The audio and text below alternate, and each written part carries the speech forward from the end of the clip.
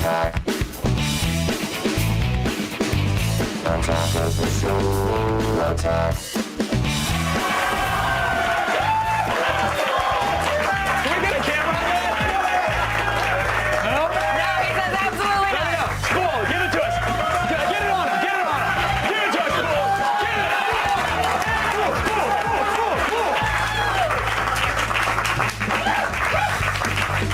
Get it. Take a breather. Yeah. Welcome to Attack of the Show, TV's only source for all the stuff you care about. I'm Kevin Prep. I'm Morgan Webb. Coming in the G4 Studios in Los Angeles. I don't know how you did that for that long. Kudos. On the show today, film buff Chris Gore heads down to the American film market to talk to Troma co-founder and Lloyd Kaufman. That really hurt my brain, I'm not going to lie. Rattled your little gray matter there for a little bit? Yeah, the little hamster fell off the wheel. He may or may not get toxically avenged. Then I go back to the devastated Gulf region to investigate new oil cleaning techniques and to check out a wildlife rehabilitation center where people volunteer to wipe up the BP. Yeah. Wipe up the BP off a group of seabirds. It's important. It's important. The man with perhaps the greatest name in the history of time. Weeds and No Ordinary Family star Romany Malco will be in studio for a sit-down chat. And later, Steve Jobs dishes out some interplanetary justice to a group of dastardly Gizmodo bloggers. But will the punishment fit the crime? We're guessing unlikely. Yeah. All right, now it is time to run down the top 5 things on the web. We're going around the net.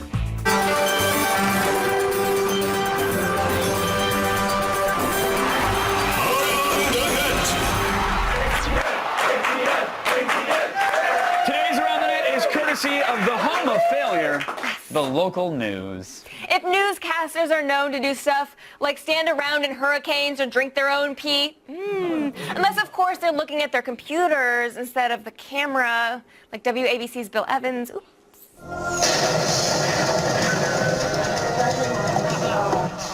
Oh, hello.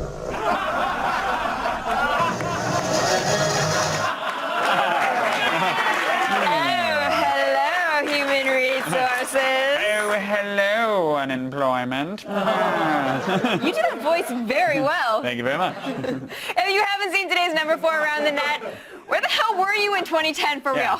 Antoine Dodson managed to turn an impromptu, impassioned rant on North Alabama's WAFF into product endorsements, guest spots on late-night TV shows, and a performance at the BET Awards. And it's all thanks to this original remix by the Gregory Brothers. Well, obviously we have a rapist in Lincoln Park.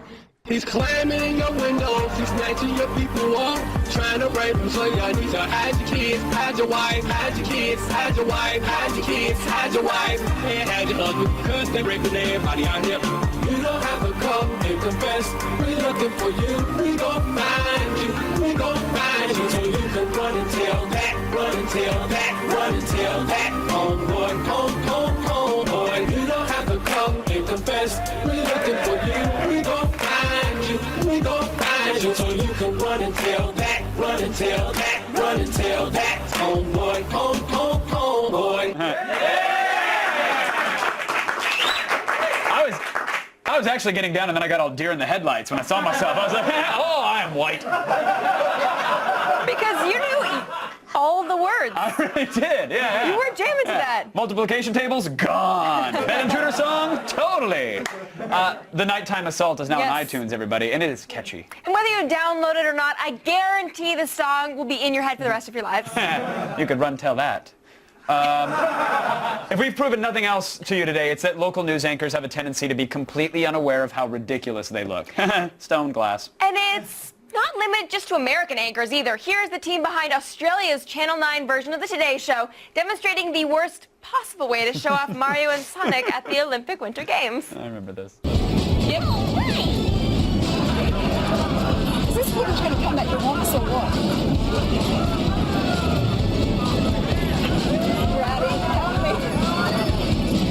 Do we need to? Here it comes, Go over there. here it comes. Nice. Nice. Nice. That's just the same way he plays Wii Yahtzee. To be fair, everything a sexual innuendo to Australians thing. That's what happens when you go to bed listening to the sound of kangaroos boning. It's true. It's a slight yiff. Kangaroo sex is funny. The pouches, really.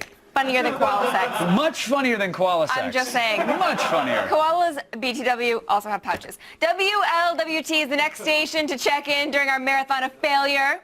Yes, Brian Hamrick tries to show how dangerous frozen ponds can be, and he fails. The problem is the water may look frozen, but you can tell even with the simplest of tests. Son of a... It broke the damn rock. Just go out on the damn lake anytime you want. But even the simplest test will show you. Son of a... This is ridiculous. Even the simplest test will show you. Get it! Freaking damn thing! We have to make ice scandalous. That was not scandalous ice. No wonder we can't find Bin Laden. Yeah, journalism is deader than Elvis. It's true. Still ahead, a full frontal weather system is thrusting our way. I am not saying that we're all going to be uncomfortably wet. I'm not saying it. Forget it. You just... Forget it. I said no. The Doppler drop.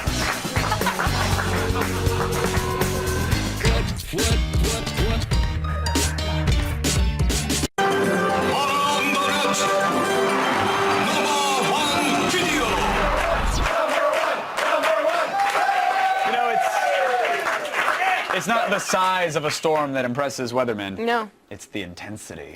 Tennessee's CBS News Channel 5 telestrator can both educate and make you stupider. Blow up of thunderstorms across Arkansas, where at least 3 people were killed last night from tornadoes. And we're also going to likely see more storms develop in parts of Mississippi. And then those storms will, much like last night, move up to the north and the east. So we may well, tomorrow, be dealing with a... That system might have looked impressive, but it didn't last very long. Then things were pretty sleepy after that. Yeah. To get your daily viral fix and to check out all the viral videos we have to offer, go to g4tv.com/aroundthenet. It is time now for our weird sex guy. Yes, ladies and gentlemen, Drunkle Ted. Other weird sex guy. Sexy Yeti. You're the one with the helmet. Oh, right. Chris Gore, everybody. Roll Boba Fetish, please.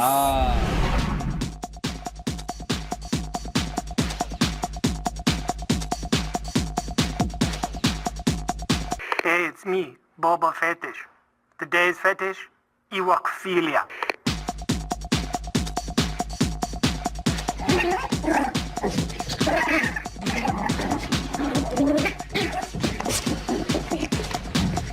Totally wicked. You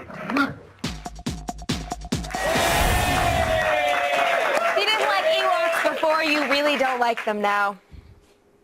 Are you sure that wasn't Chris Gore? Yeah, I'm sure. Because Chris Gore is at the American film market.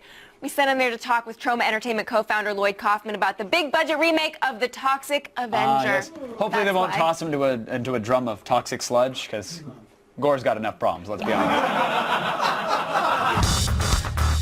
Every year, over 200 film companies congregate at the American Film Market in Santa Monica, where films are bought and sold for and to territories all over the world. The name of the game is big deals and dollar signs, except for one studio who for the past 40 years has played by its own set of rules, Troma.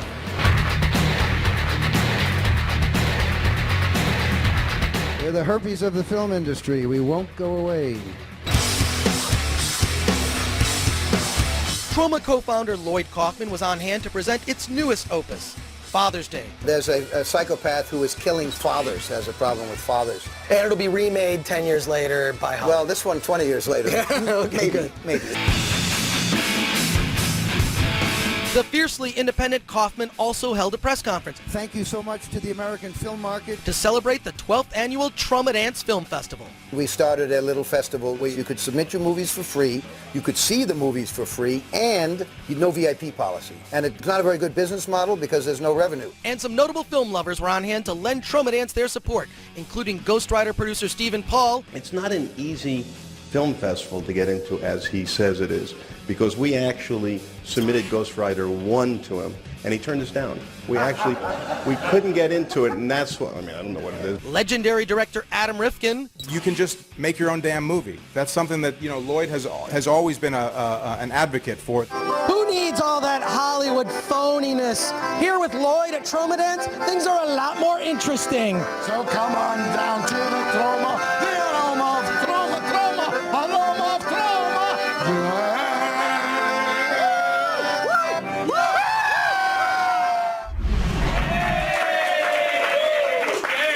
With movies like Mother's Day and Father's Day, it seems like Troma is really taking advantage of that whole yet untapped, I'd say non-Halloween holiday horror market. You know what I mean? Yeah. It's a specific market, and they've really got it. Apparently it is. And I thought I would jump on it as well, actually, Morgan. So, Oh, yeah?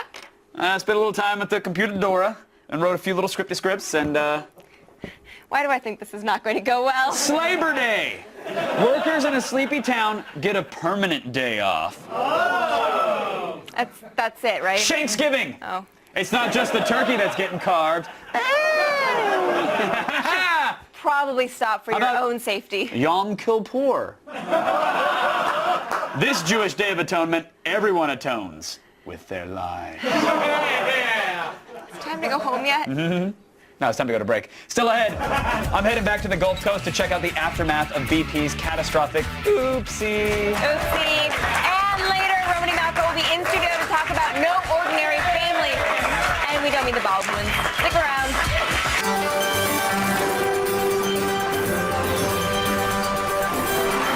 What happens next?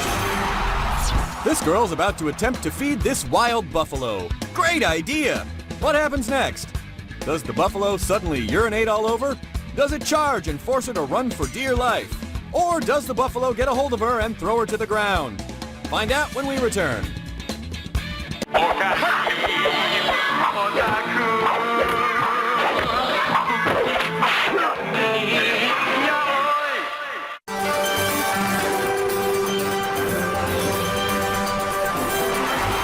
happens next? This girl's about to attempt to feed this wild buffalo. Great idea! What happens next? Does the buffalo suddenly urinate all over? Does it charge and force her to run for dear life? Or does the buffalo get a hold of her and throw her to the ground?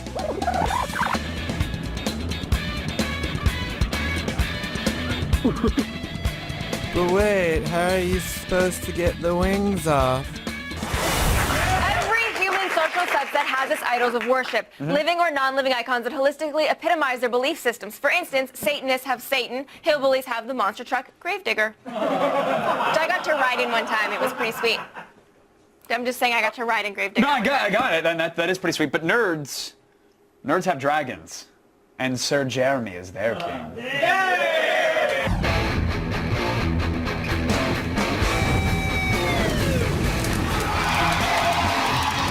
Dungeons & Dragons is a dice game nerds play with each other while they pretend to be cool. It's mostly lame, but there are a ton of dragons in it. Some of them will try to eat you, and other ones are gods, which is awesome. I wanted to play as a dragon, but the dungeon master wouldn't let me because he said that'd be too powerful.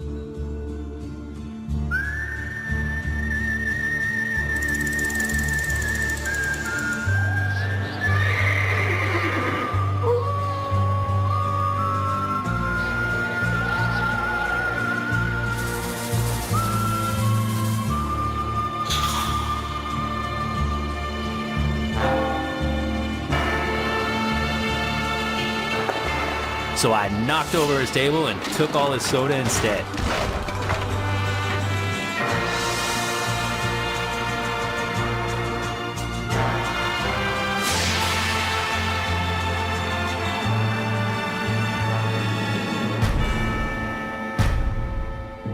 Because that's exactly what a dragon would do.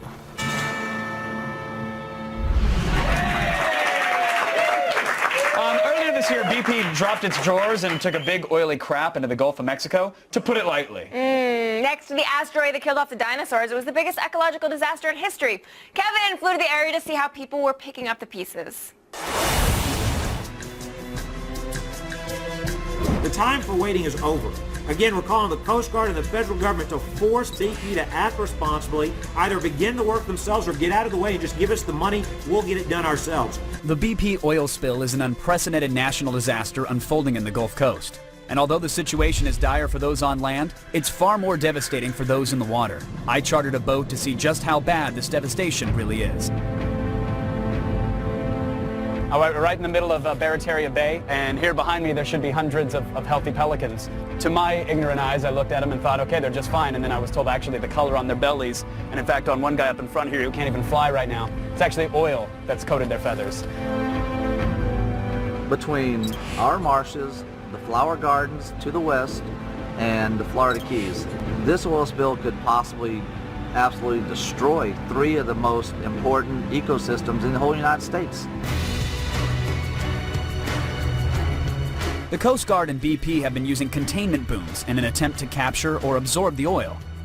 When you see all the boom deployed around all the little islands and everywhere, you assume that it's doing some good, right? Why would they throw it out there other than to give you the appearance that it's doing good? BP has even hired cleanup crews to rescue oil-soaked marine life. The workers can't talk on camera because they work for BP. Look at this right here. Look at this poor guy. Oh man.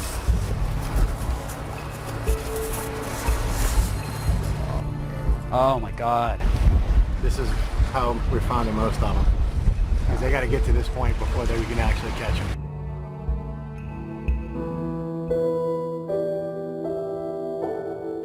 We see what's on the top, and you never really see what's underneath, or you see the sheen. Over here, you can see clunks. And that's on the bottom, and the oyster beds are all over here. And that's going to be, once that's on top of those oyster beds, what's going to grow there? Nothing's going to grow there. If I hadn't gone out there today, I probably would have said it's not going to get that bad. And then when you get out there, and I did tell you I get a little... Yeah. Okay, so anyway, when you see it, it's different. You know,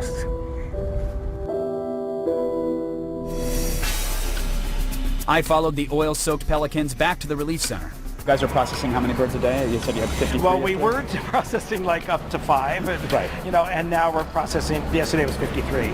To wash a pelican, it takes about an hour or so. But these birds that are so covered, if they're lightly covered, not as long. We've been doing them in 40 to 45 minutes, but these are going to take longer. There's crates set up rather for oiled birds and non-oiled birds, and so they keep them nice and segregated. But there's a whole pen with a tiny little net on it right here, and there's, I don't know, probably 10 birds in there that are just covered, I mean, head to toe. And these are the ones that they could catch because they couldn't get away. They're literally covered and encumbered in oil. The difference here is that this oil keeps coming. Right. And it keeps pumping and pumping, and therefore there's no end in sight. I've seen their attempts to clean up the birds, but what about the thousands of barrels of oil pouring into the ocean each day? One tactic employed by BP has sparked a huge controversy. This is a lot worse than it looks because they sprayed gallons and gallons of Corexit 9500 all over everything. So instead of seeing just thick layers of oil, you're seeing these little tar balls washing up. This is sick. BP is using a questionable chemical dispersant called Corexit, which is a solvent that turns oil slicks into oil clumps. BP claims it makes it easy for cleanup, but critics say it endangers animals, and the only thing it's really cleaning up is BP's image by making the giant oil slicks appear smaller in the PR-damaging photos. BP has said you would not use something unless it was EPA approved, unless it was available in specific quantities, and yet studies have shown on silverfish and on shrimp specifically that Corexit is exponentially more dangerous than other dispersants that are available out there. We are using an EPA-approved product. We are using a product that has low toxicity, and the research that we've done into the alternatives does not show us that we have anything else viable to use at this time in the volume that we're using. I've seen guys that have volunteered to clean up birds that were working for BP. The hulls of their boats, whether it's from the oil or from the Corexit, are being eaten through. And they're saying, I volunteered this ship to help with this effort. There's no way BP is going to pay me back for that. Yes, they will. The claim process is not perfect yet, And I hope that at some point it will be. But we're working on it, and yes, they will be paid. The chemical composition, the ingredients and Corexit aren't publicly known. That'd be nice to know what's in there so that people can do their own tests or come to their own conclusions about it. The Coast Guard said it's available, but online it actually says proprietary under ingredients. Is there any way to get that released? It's my understanding that it had been shared with the incident command because of the volumes we were using it in. But you make a very good point about the proprietary side of it. I mean, obviously you can't share your proprietary information, but well, I think you should share your proprietary information if it could be eating through kidneys.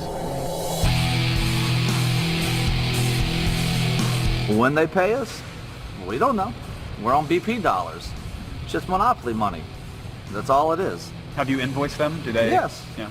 I haven't got a dime. Right now, oh, it's great. We got all these oil people here. Yeah, they're paying right now, but a year from now, when they're all gone and it's devastated, like I said, then it gets home. You know, it gets home. It's not on TV. I get the sense that people down here, they have all the dots. They just haven't connected some of them. And it's not because they're not capable of connecting them. It's because of the reality that they would face if they did. And what I mean by that is, every conversation I can talk about BP's connections to the dispersant company. There's a connection there that BP has money to be made by using it. They get that BP has control of the Coast Guard. They get that they might not really understand how to solve this problem. They get that the politicians are telling them exactly what they need to hear, and sometimes they're being strung along. So they get all these dots, but to connect them would mean giving up hope.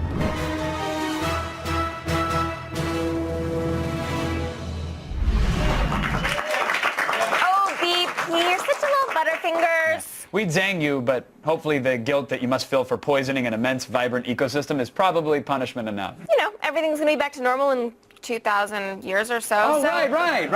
I mean, I feel like they shouldn't even really worry about it. Yeah. These things happen, right? Yeah, right, absolutely. Listen close. Can you guys hear that? No? That's the sound of every gadget you own hurtling toward obsolescence, my friends. CES 2011 is descending on Las Vegas. It is the world's largest consumer electronics trade show. We're going to be there the moment the doors open. Toss all your useless tech straight into the garbage, G-cycle it, and tune in to AOTS Live from CES 2011, Thursday at 7 p.m. Eastern Standard. That's a fun time. For more information, go to g4tv.com/CES2011.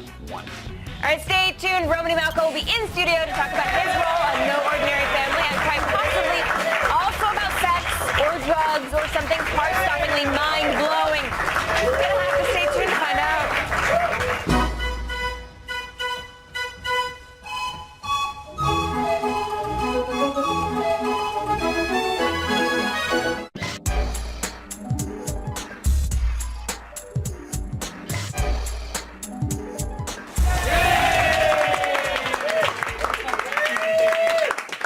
Romany Malco, who, despite his name, is not a gladiator or Russian royalty, still a pretty solid dude. And Man Blair had the pleasure of sitting down with him. Got the look of a man that's about to hug another man. Is that what's going on here? Let's do it.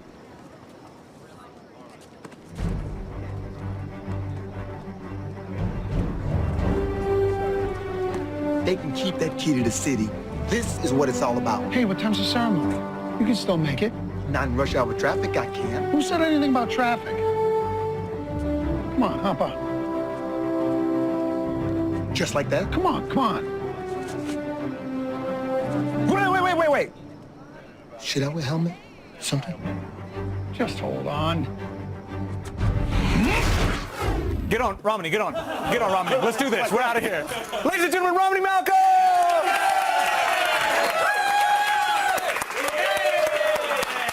Not weird for him at all, that moment right there. Look, let's get right into it. You are crazy active on Twitter. You have a unique hashtag. It's I think it's hashtag Asian dude from The Hangover. No, that's not that it's, one. What's your hashtag? It's very unique. Well, you know, put a lot of thought into it, and the best thing that I could come up with was hashtag the black guy from the 40-year-old virgin. That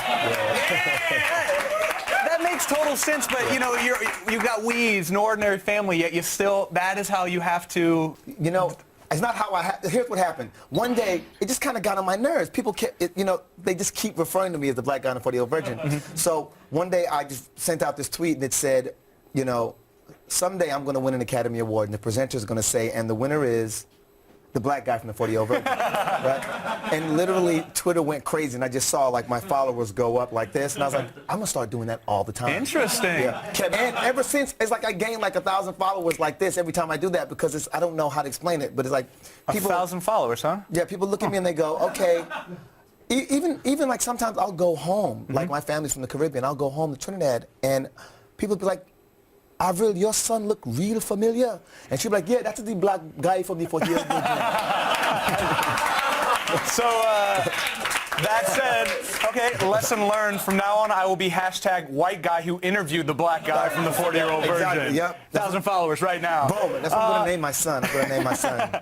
I hope not, man. That's a terrible idea. All right, so let's talk about No Ordinary Family. You were kind of the Alfred Pennyworth to the superpowered individuals. Any superpower envy? I mean, do you want a superpower? You're the normal guy on the show. No, I actually, this is the thing. This is what I get paid to do. I take the most obscure and like bigger than life scenarios and make them real. So I get to kick it with the guys and girls who have the superpowers. And on top of doing that, I get to like make fun of it. And then I get to speak on behalf of the audience where I'm like, did that just happen? Yeah. Yeah, so your job's really easy. I love my job. Yeah. It's kind of easy. It's not always easy because, once in a while, being the person who doesn't have the superpowers, you feel limited. You know what I mean? And you're kind of relying on the other person to act the way that you would want them to. Right. It doesn't happen all the time. Interesting. Well, it's interesting that you say that because a lot of people that are on these types of shows are like, oh, I'm really into superheroes and comics, but I don't know if I believe them. You, on the other hand, huge Marvel fan, and you brought some proof here today. This is something we've never had on the show. Oh, really? My man brought a short box of comic books to this show. Who does this? Okay. Who brings comic books to this show? Now let's go through some old school comics. You guys asked me what did I like. All right. Well. Oh, can I touch? Whoa, dude, I don't know if I want to. I'm not trying to tear anything. Hold that. That cost 60 cents back then, so I'm sure it's worth some now. Oh, everybody had that one. Yeah. Remember when Superman died? Hold on, dog. Hold on. Let me get my Iron Man out. Boom. I want to diversify. Here you go. Okay. Look at that. Hold up. What garage sale did you rob? Because these are all 60 cents. Right? So. Hold up, dude. Well, that's the thing. All my time. That's when all my time was. Like, I'm older than you think. Right? So all my time, that's what I did. Was I spent, like, all my comic books came from, like, the 60s and 70s. Right. And I lost all of that. It's very difficult to get the 60s and 70s back. Right. A lot of what I have here is actually 80s, believe it or not. Right. You know what I mean? Let's just do something real quick because people know you as hashtag Black Guy from the 40-Year-Old Virgin on Twitter. Why don't you give a couple shout outs to some of your more significant Twitter followers and then we will say goodbye. You know what? I really hate to say goodbye, but let's do that. Let's say, go right over there. Let's go to that one. Okay. Don't be telling me what camera to look at. Hashtag white guy from the studio that just got fired. Okay, let's see here. You know who I'm going to give a shout out to? She comes out of the San Francisco Bay. I'm going to give a shout to one of my most loyal Twitter followers, at Miss Havens. She has been down from the very beginning. All right, that's it right there. I'm going to give another one. Last one. My last one. Oh, hell. Damn, that's San Francisco Oh, Bay you too. lost it already. Thank you very much to Romany Malco. Ladies and gentlemen, No Ordinary Family airs Tuesday nights on ABC. You want to hop on out? You want to just get on the back? Let's just let's do it. No helmet or nothing? That way, dude. Okay, hold on. You ready? Yeah, I'm strong.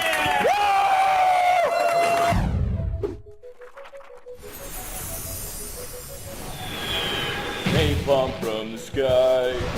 Watch as I kill this guy. Grappling hook, grab a book. It's reading Rambo. I can't kill anyone. Books great, eviscerate. Reading Rambo. Reading Rambo. Reading Rambo.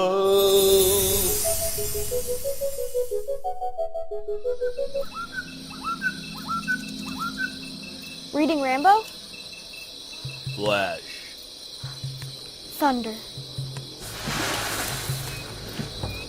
Welcome to Reading Rambo.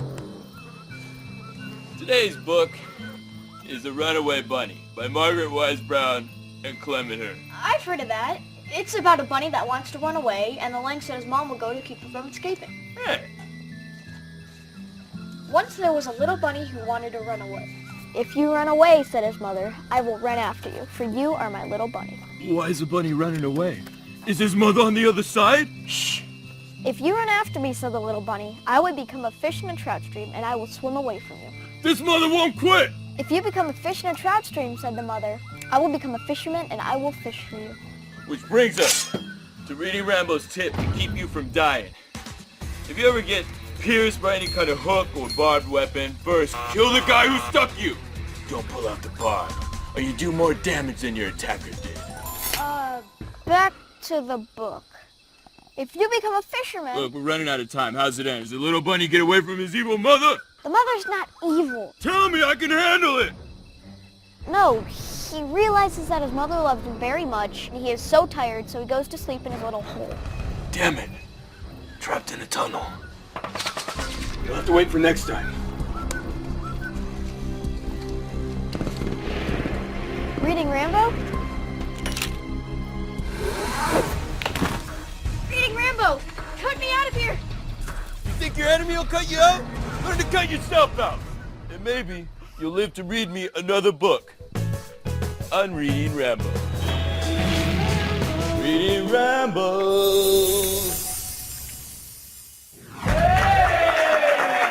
Given the quality of the average person's diet, it is no surprise most Americans spend a large portion of their day in the bathroom. So we think it's time to attack these items for your home lavatory.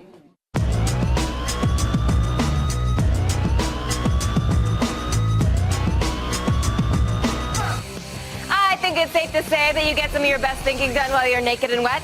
Fortunately, the Aquanotes waterproof notepad makes it possible to jot down all of your brilliant bath time thoughts. Water just beads up and rolls right off this amazing waterproof paper. It is even durable enough to write completely underwater. The notepad has 40 sheets of paper and comes with a water-resistant cedar pencil. It's available on aquanotes.com for only $7, so you are never going to lose another great idea because of rinsing and repeating.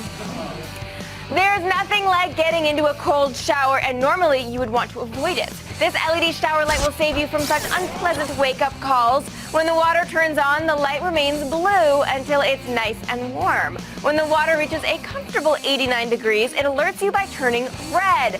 And no need for batteries. The light is powered by an internal turbine when you turn the water on. In addition to function, it provides some pretty nice mood lighting for whatever. It can all be yours for just 40 bones at ThinkGeek.com. There are certain conveniences that you probably thought would never exist in your home, but now you can enjoy some sweet hands-free flushing in your very own bathroom without spending thousands on a Japanese toilet. Thanks to the iTouchless Sensor Flush, just do your business, and this high-tech toilet accessory automatically flushes when it senses you're out of view.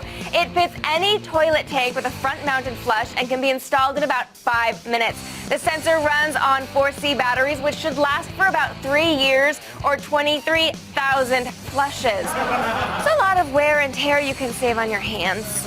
Get it on iTouchless.com for one C note. Head on over to G4TV.com/AOTS for info on all of these bathroom buys and more. Normally, when Blair Herter exposes his ding-a-ling to a bunch of strangers, he gets fined and arrested. But, you know, we do things differently in Oregon. That's right. We sent him to Portland for the World Naked Bike Ride, and we know at least one bike seat will never be the same.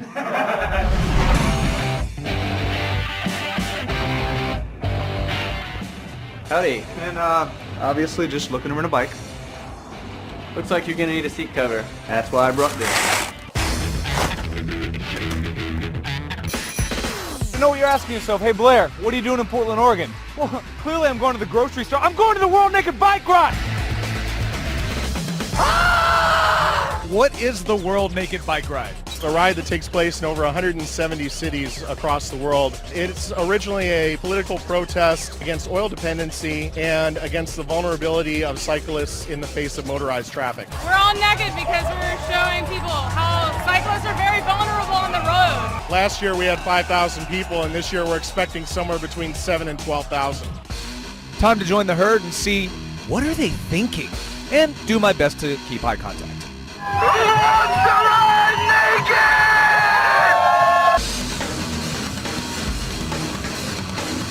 You should see the view from up here. I'm kind of right in the middle of the pack right now. It's ridiculous. There's people all over the city. Dudes on unicycles, riding around. I can't feel my balls anymore. Come on and join us.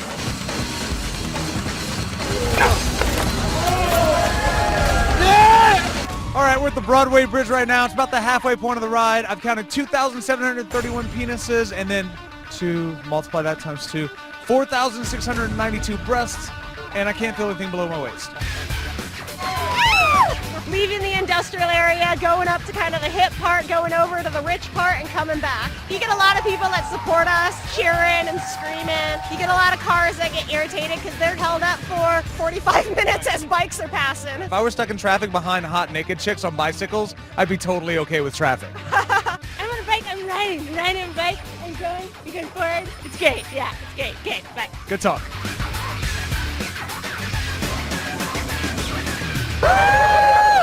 All right, so we're at the end of the ride right now. The World Naked Bike Ride. I gotta say, this is the greatest bicycle tour I've ever been on in my entire life. Wind on the skin. It felt amazing out there. I met a bunch of people tonight. I mean, I know a lot about them based on I got to see them naked and everything. Why would you not go out and get naked and ride bikes? All right, 13,000 naked people. I got to ride through Portland without any clothes on. I'll definitely do it again next year, but I'm bringing a different seat.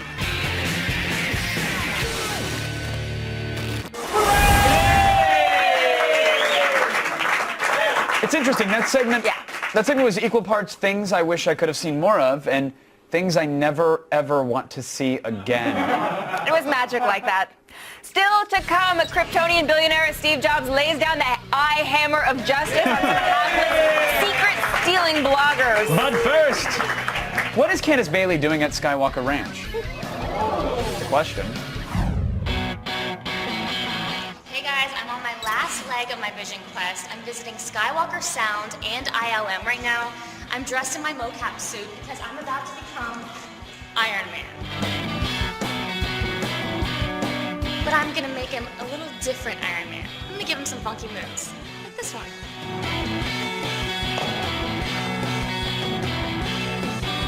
Or this one. So be sure to tune in to see exactly what I make Iron Man do. Here's a clue.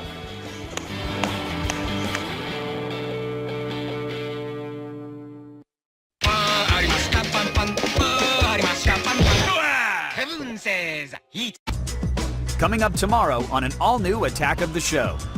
Barry Pepper sits down with us to talk about True Grit and his old-school love of Frogger.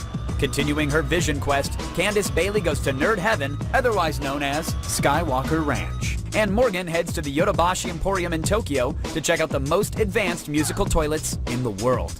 See it tomorrow.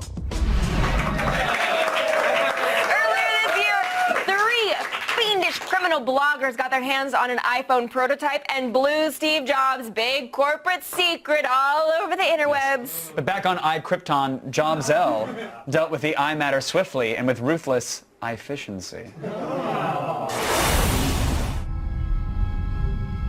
This is no fantasy.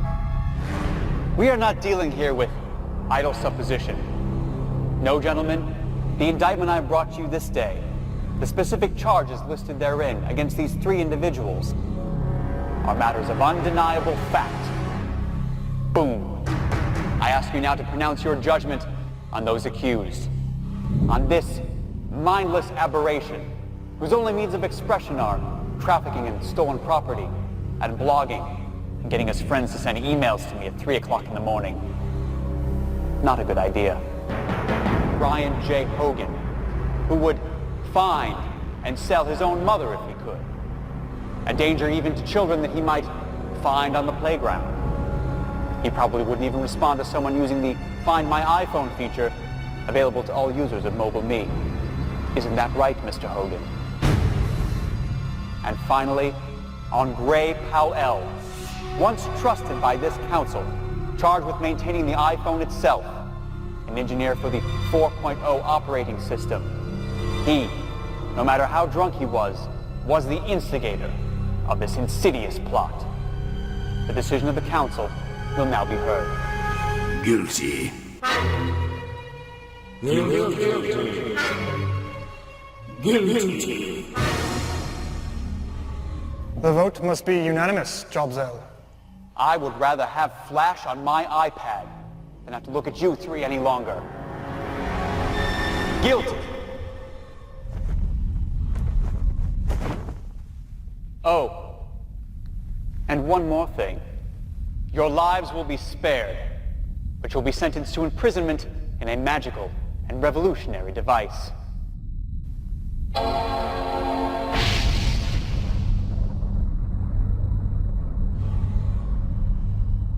Say hello to Newton and the Lisa for me.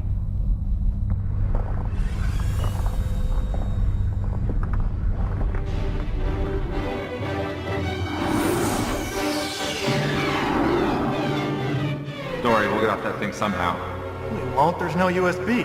No USB. It doesn't make any sense.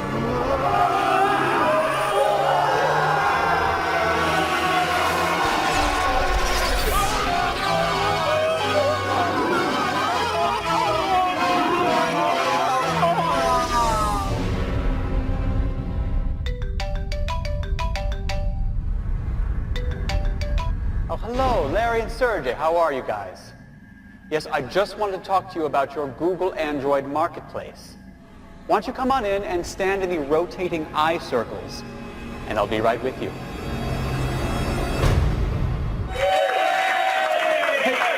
You know what's a great idea? What's that? Doing a backflip off a 30-foot piece of playground equipment. That's a great idea. I think it is a great idea. Absolutely. I think you should go do it. I think it's... Well, I mean, I would, but it's already been done, and there's no way I can go up after this guy. It's time for today's epic fail.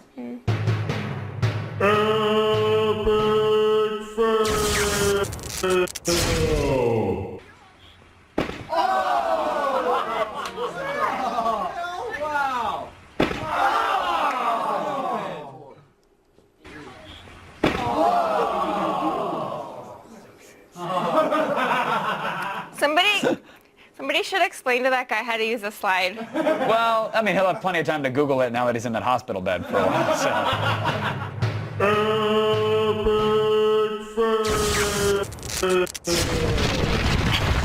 Thanks to Romany Malco for stopping by. Thank you for tuning in. And thank you, Morgan Webb, for being an angel of sunshine. He doesn't know me very well. Good night.